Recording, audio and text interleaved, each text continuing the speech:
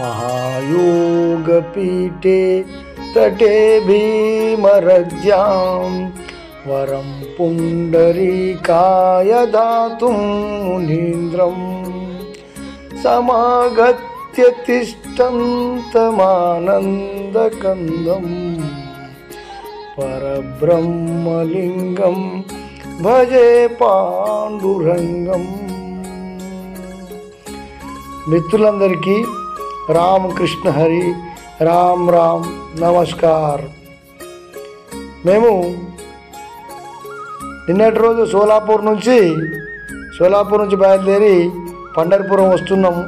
ఆ యొక్క ఆషాఢ కార్తీక వారికి భక్తులు జనాలు వారి అంటే పాదయాత్రగా వారు అలంది అంటే పునా నుంచి అవతల ఉంటుంది. పునా నుండి ఇంకా 15-20 కిలోమీటర్ల దూరం నుండి అలంది అంటే ఇక్కడ జ్ఞానేశ్వర మహారాజు యొక్క సజీవ సమాధి ఉంటుంది.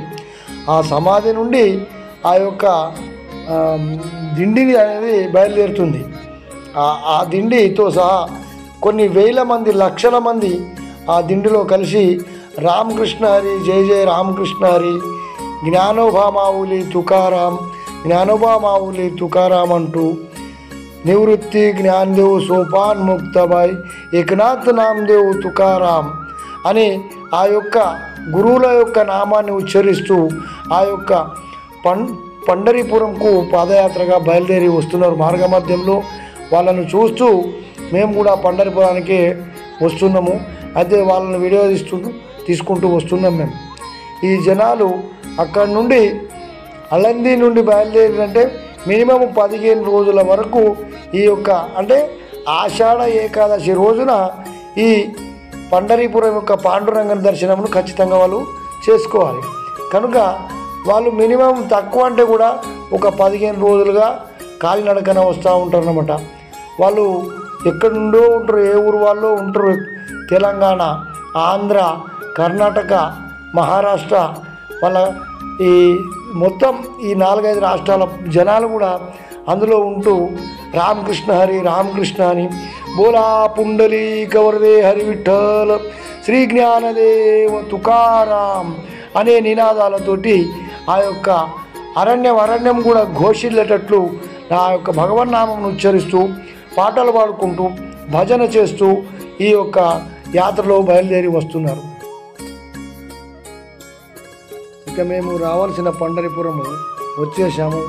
ఇక ముందుగా చంద్రభాగా నది అంటే పూర్వము ఈ నదినే భీమా నది అంటారు. ఈ చంద్రభాగానే భీమా నది అని పేరుతో పిలుస్తారు ఇప్పుడు కూడా. అయితే చంద్రభాగాని ఎందుకంటారంటే ఆ పండరిపురం ఏదైతే ఉందో గ్రామము నగరము, ఆ నగరానికి చంద్రవంక అంటే నెలవంక లాగా ఆ నది చుట్టూ పారుతూ ఉంటుంది. కనుక ఆ నదికి చంద్రభాగా అనే పేరు వచ్చింది. పూర్వము దీనినే లోహదండపురం అంటుర్రి. ఈ భీమా నదినే లోహదండ క్షేత్రం అని కూడా అంటుర్రి. అయితే ఇప్పుడు రాను అది పుండలీకుడు ఆ పాండురంగాన్ని అక్కడ ఇటుకపై నిలబెట్టగానే అప్పటి నుండి ఇది పండరీపురంగా ఇది చంద్రభాగా నదిగా పిలుస్తూ వస్తున్నారు. అయితే ఈ చంద్రభాగా నదిలో చూడండి జనాలు ఎక్కడి నుండో వచ్చిన జనాలు ఆ యొక్క కనబడే మందిరంలన్నీ ఆ పుండరీకుని యొక్క మందిరము గొప్ప మందిరం. ముందుగా ఈ నదిలో స్నానం ఆచరించి మొట్టమొదటిగా ఆ పుండలీకుని యొక్క దర్శనం చేసుకొని ప్రతి ఒక్కరు కూడా ముందుగా పుండలీకుని దర్శనం చేసుకొని ఆ యొక్క పాండురంగం దర్శనానికి వెళ్తారు. మేము కూడా ఆ యొక్క భీమా నదిలో స్నానం చేయడానికి చంద్రభాగలో స్నానం చేయడానికి పడవ పైన ఎక్కి మిత్రులతో సహా అటుపక్కకు వెళ్ళి స్నానం చేయాలి.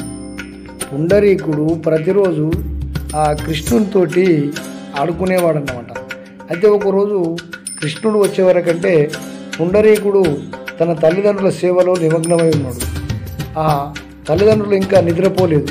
ఆ టైంలో కృష్ణుడు వచ్చి పుండలీక అని బయట నుంచి అరిచే వరకు పుండరీకుడు నిశ్శబ్దం, మా తల్లిదండ్రులు నిద్రపోతున్నారు కనుక నువ్వు వారికి నిద్రాభంగం కలిగించకు అంటే నువ్వు రమ్మన్నావు కదా ఆడుకుందాం రా అని పిలిచాడు.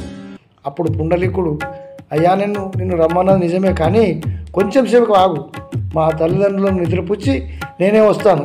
అరే రే రే అప్పటిదాకా నేనేం చేయాలా, నీ కొరకే వచ్చిన నువ్వు తొందరగా వచ్చేయి అని ఆ కృష్ణారావు అప్పుడు పుండరీకుడు పక్కనే ఉన్నటువంటి ఒక ఇటుక రాయిని తీసి ఆ ఇటుక రాయిని ఇలా బయటకు విసిరేస్తాడు. నేను వచ్చే వరకు రాయి పైన నిలబడు అంటే ఆ రాయి పైన నిల్చో అని చెప్పే వరకంటే ఆ యొక్క శ్రీకృష్ణుడు ఆ ఇటుక రాయి పైన నిలబడతాడు. ఈ పుండరీకుడు ఎంతసేపటికి రాకపోయే వరకంటే ఆ పుండరీకుడు అక్కడ ఇక నా కొరకు కృష్ణుడు వచ్చాడు కానీ ఇక ఈ జనాలందరూ ఉద్ధరించడానికి ఈ భూమిపైనే ఉండాలని ఆ పుండరీకుడు బయటకు వెళ్ళలేదు. ఆ కృష్ణుడు పాండురంగం రూపంలో అక్కడనే ఉండిపోయాడు. ప్రతి సంవత్సరం ఆషాఢం, కార్తీకం, మాఘమాసంలో చాలా గొప్ప పాదయాత్రలు ఈ పండరీపురం వస్తుంటాయి. కానీ ఈ ఆషాఢ మాసం ఎంత వర్షం ఉన్నా పైనుంచి వర్షాలు పడుతూ ఉంటుంది, అయినా కూడా జనాలు మాత్రం ఈ ఆషాఢ వారికి చాలా చాలా అంటే చాలా జనాలు పాదయాత్రలో వస్తుంటారు. ఇక మేము ఆ నదిలో స్నానం చేసి వచ్చేవరకంటే ఈ బారికేడ్లలో జనాలు బారులుగా నిండిపోయారు. కనుక మేము కూడా వారితో పాటు ఆ వరుసలో ఆ బారులలో నిలబడి ఆ పాండురంగం దర్శనం కొరకు వారితో పాటే వెళ్తున్నాం. ఇక్కడ నుండి ఇక మాకు ఫోనుకు అనుమతి లభించలేదు. చివరికి 2 గంటలు కష్టపడ్డ తర్వాత దర్శనం లభించింది. ఇక ముఖ్య ద్వారం వద్ద నామదేవుని ఒక సమాధి దగ్గర మేము మిత్రులతో ఫోటోలు దిగాము. ఇక అక్కడి నుండి ఇక గోపాలపురం అండి అక్కడ ఉంటుంది, గోపాలకాలం అనేది చేస్తారు. అంటే ఈ పండరీపురం నుంచి 2 కిలోమీటర్ల దూరం అంటే భీమా నది తీరంలో ఉంటుంది అది గోకులపురని. అక్కడ ఆ యొక్క మందిరం లోపల అది నామదేవుని యొక్క నివాస స్థానంలో అప్పుడు జనాబాయి అంటే ఆమె ఆ నామదేవుని ఇంట్లో ఉంటుండే.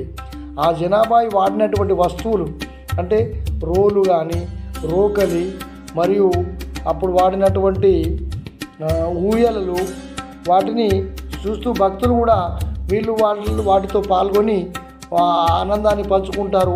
వీళ్ళ భక్తిని ఆ రూపంగా నిరూపించుకుంటారు. అక్కడ ప్రత్యేకంగా ఆ ఆలయం లోపల అందరూ ఒకరికొకరు అలాయి తీసుకొని పుగిడి పూస్తారన్నమాట. పుగిడి అంటారు దానికి, మరాఠీలో పుగిడి అంటారు.